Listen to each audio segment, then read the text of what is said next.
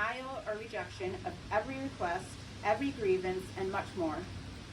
As a result of this poor quality of care, Dave has had to experience multiple times and still regularly extreme hypoglycemia and hyperglycemia, pain in his eyes and limbs, weakness, gum decay, nausea, headaches, shakes, sweats, rapid heartbeat, mood swings, exhaustion, delusions, dehydrations, dizziness, lightheadedness, confusion, hallucinations, falls, panic attacks, diabetic ketoacidosis, difficulty breathing similar to suffocating, loss of consciousness, blackouts, and seizures. David has been forced to suffer every single day with no end in sight. With the absolute indifference to his diabetes care, he is at a high risk for irreparable complications such as trigger finger, cognitive and memory deficits, decreased spoken language abilities, fatty liver disease, severe nerve damage, tooth loss, circulatory and kidney issues, heart problems, hearing loss, limb amputation, dementia, blindness, stroke, coma, and death. David's mother, maternal grandmother, younger sister, myself, and others have tried to reach out to the VTDOC SSCF staff on his behalf. We have been disrespected, told he is a baby, have been lied to, or have been told he is lying despite having full access to his medical records. We have been ignored, rejected, and told to be silent.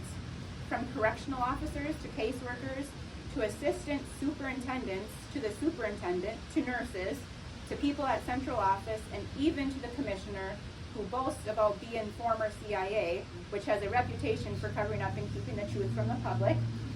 None of them will help. Dave has witnessed guards using racial and homophobic slurs towards incarcerated individuals. He has seen prison staff pay inmates to physically assault others. He saw a guard enter an inmate's cell and beat him up. He has seen many terrible things. Most troubling of all is the time he has had to watch an inmate die because the VTDOC did not provide the medical care and attention needed. How is this happening here? The commissioner spoke to the news to declare that the demographic of the prison residents has aged and they are dying of natural causes related to the aging process.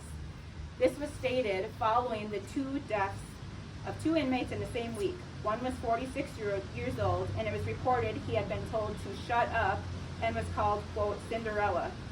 The other was told to stop faking shortly before he died at the age of 32. How is this aged? Because Dave has been standing up and trying to fight the constitutional, civil, and human rights violations, he has faced almost daily retaliation. He has been abused verbally, emotionally, psychologically, harassed every 15 minutes with, quote, security checks. He has had frequent cell changes, cellmate changes, or even unit changes. He has had much of his property taken or stolen. He has been denied visitors with no explanation, which is a violation to the visitors as well. He has had mail withheld, been denied insulin, been physically assaulted, sexually abused, traumatized, degraded, and dehumanized, locked in segregation with nothing but a mattress, 2 blankets, a roll of toilet paper, and a toilet that did not flush. He has been denied jobs he is more than qualified and eligible for. He has been rejected to have items that others have, and much more. We talk to each other nearly every day, and each day there is a new nefarious act that has been carried out against him. The medical provider, who has been making all of David's diabetes treatment decisions without any regard for David's knowledge and experience, or for prior orders and prescriptions given by other medical professionals with far superior medical credentials, told David she is aware he has an accommodation from the ADA for glucose tablets to be on his person, but since he and his loved ones were making such a fuss about his poor medical care, she had decided not to allow him to have them. David was told days later by another inmate there was now a shortage of glucose tablets for all other diabetic inmates because of, quote, the inmate with the lawsuit. Which violation of protected rights does that come under? This same provider said, and I quote, your blood sugar levels have nothing to do with how much insulin you take. Whoa. One day, when David had a low blood sugar reading, he asked the nurse for an adjustment in his insulin, to which she screamed at him, and I apologize in advance, but I don't give a fuck if you die. Several others have been equally cruel and have knowingly tortured him with poor medical practices. Numerous reliable sources have confirmed that every evil act done to Dave is now the direct result of him filing his federal lawsuits, which makes no sense. Just short of being detained for 3 years, Dave was finally brought to see his specialist, who wrote a letter to SSCF Medical informing them David has serious medical needs which are not being met.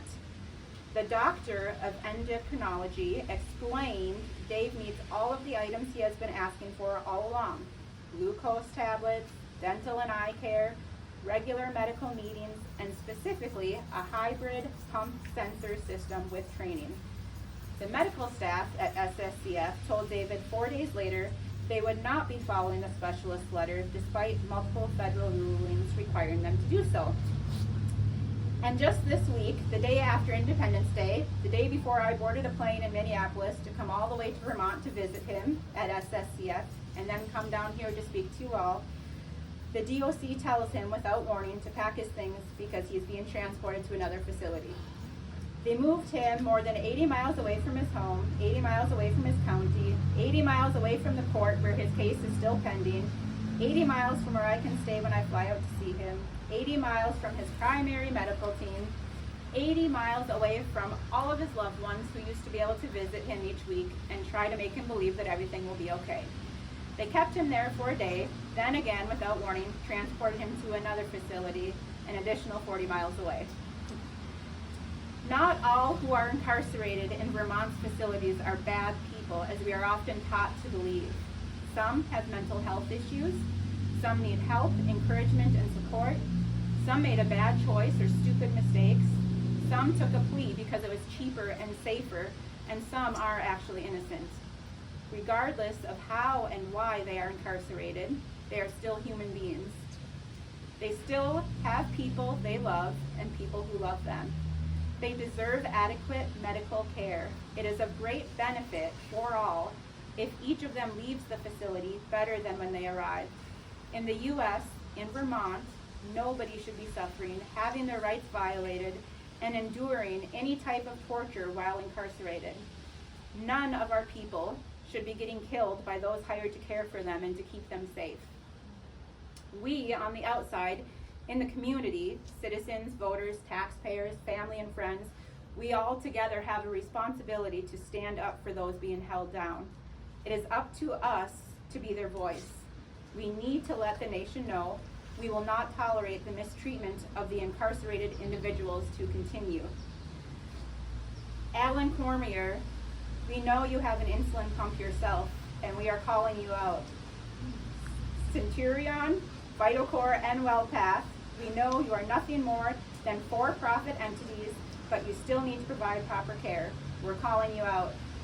Max Titus, you are in a position to guarantee quality medical care. We are calling you out.